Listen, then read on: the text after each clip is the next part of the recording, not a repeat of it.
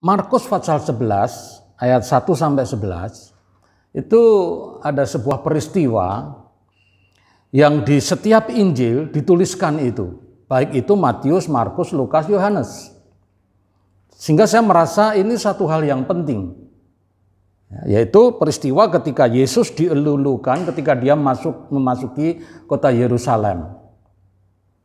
Nah, dia menaiki seekor keledai.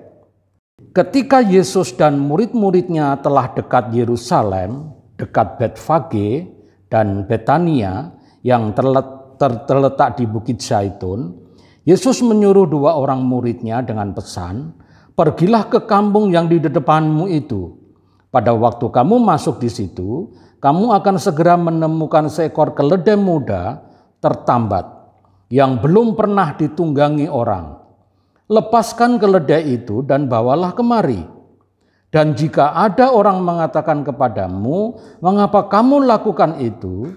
Jawablah, Tuhan memerlukannya. Ia akan segera mengembalikannya ke sini." Mereka pun pergi dan menemukan seekor keledai muda tertambat di depan pintu di luar di pinggir jalan. Lalu melepaskannya. Dan beberapa orang yang ada di situ berkata kepada mereka, "Apa maksudnya kamu melepaskan keledai itu?" Lalu mereka menjawab seperti yang sudah dikatakan Yesus. Maka orang-orang itu membiarkan mereka. Lalu mereka membawa keledai itu kepada Yesus dan mengalasinya dengan pakaian mereka. Kemudian Yesus naik ke atasnya. Peristiwa ini memang sudah merupakan nubuatan. Pada Zakaria pasal 9 ada tertulis di situ, kemudian Mazmur 118. Nah, ketika Yesus masuk kota Yerusalem itu, dia kemudian dilulukan ya, dengan teriakan Hosana, Hosana, diberkatilah dia yang datang dalam nama Tuhan.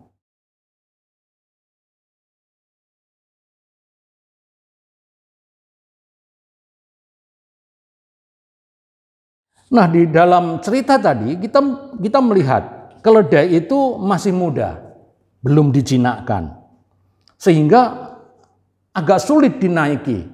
Kaki belakang keledai itu ketika dinaikin, kaki belakang di keledai itu bisa, kalau orang Jawa bilang mancal-mancal. Jadi akan bergerak-gerak yang menyebabkan orang bisa jatuh. Itu yang pertama. Kemudian keledai yang masih liar itu, yang belum pernah dinaikin orang, ia mau dinaiki oleh Tuhan. Setelah selesai peristiwa itu, ya si keledai itu ya nggak ada ceritanya lagi.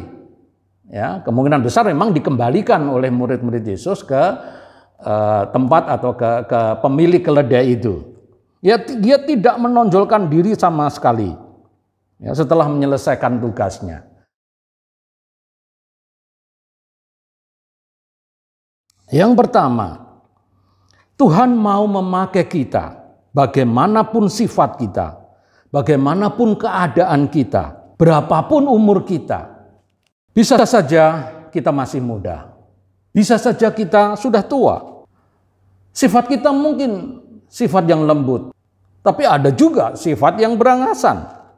Tuhan tidak pernah menilai status sosial kita, lalu gelar kita.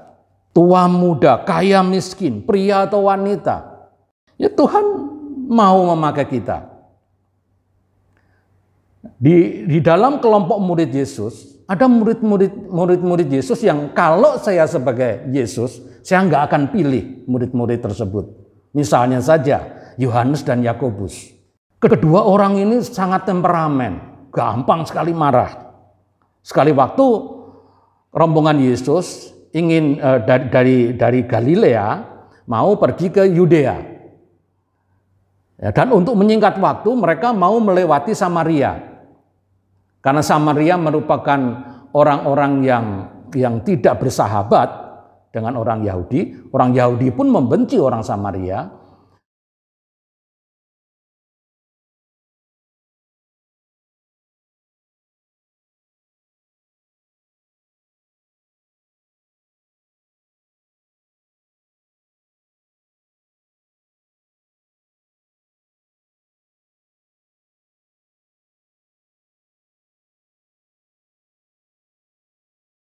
Sehingga kelompok Yesus harus nyebrang ke Sungai Yordan, ya, ke arah barat, kemudian turun, kemudian menyeberang lagi Sungai Yordan dan sampai ke Yerusalem. Jadi terlalu jauh. Tetapi mau tidak mau karena mereka dilarang. Nah, kedua murid ini, Yohanes dan Yakobus, lalu mendatangi Yesus dan dia berkata, "Guru, perkenankan saya nurunkan api dari langit untuk membakar kota Samaria. Karena keterlaluan sekali mereka tidak memperbolehkan kami lewat." Saya kalau jadi Yesus, saya tidak akan memilih murid yang demikian temperamen. Contoh lain, Petrus. Saya juga tidak akan memilih Petrus. Petrus ini berangasan, gampang sekali umbar janji. Ya, tetapi seringkali salah karena berangasan tadi. Kemudian Matius misalnya, saya juga nggak akan pilih Matius karena dia pemungut cukai, berarti dia lebih pro kepada pemerintah Romawi. Tidak menguntungkan kelompok Yesus kalau ada orang-orang seperti itu. Tetapi lihat, Yesus mau memakai mereka.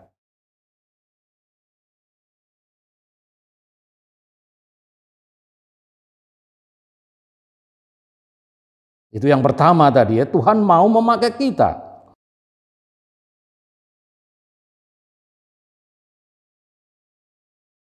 Yang penting kita mau, perilaku kita bisa diubah oleh Tuhan. Kalau kita mau merendahkan diri di hadapan Tuhan dan mau dipakai oleh Tuhan. Seperti contoh keledai tadi. Sebenarnya keledai tadi masih liar. Tetapi ketika dinaiki oleh Yesus, dia mau dinaiki oleh Sang Juru Selamat itu, Raja di atas segala raja.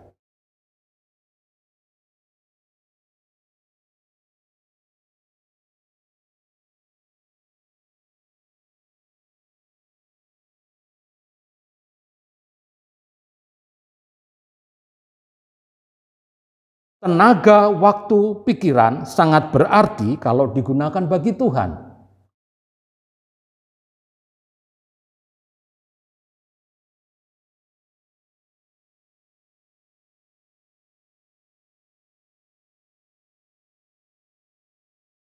Yang terakhir, jangan menganggap bahwa diri kita sudah berjasa bagi Tuhan.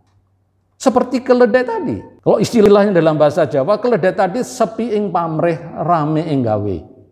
Tidak ada pamrih sama sekali, tidak ada maksud-maksud tertentu. Ya dia hanya melakukan apa yang Tuhan mau. Dia dinaiki, ya dinaiki. Tapi setelah itu, ya dia kembali lagi kepada pemiliknya atau dikembalikan kepada pemiliknya. Sepi aja, nggak ada ribut-ribut lagi. Dia tidak teriak-teriak gembira karena dipakai oleh Tuhan. Enggak. Nah zaman sekarang banyak.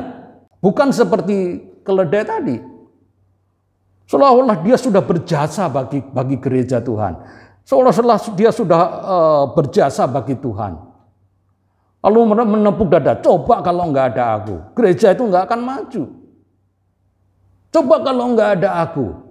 Ya, siapa yang akan khotbah di gereja? Coba kalau enggak ada aku, siapa yang memimpin nyanyian? Kalau enggak ada aku, siapa yang bisa memimpin pemberkatan pernikahan? Dan lain sebagainya. Orang bisa sombong seperti itu.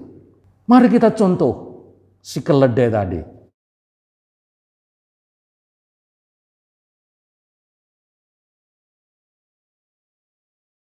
Kita ini hanya seorang hamba Tuhan. Hamba yang tidak mempunyai hak untuk hidupnya sendiri. Nah, marilah kita seperti keledai tadi. Mari sekali lagi kita ikuti petunjuk ataupun pelajaran dari keledai yang baik tadi. Kiranya Tuhan memberkati. Amin.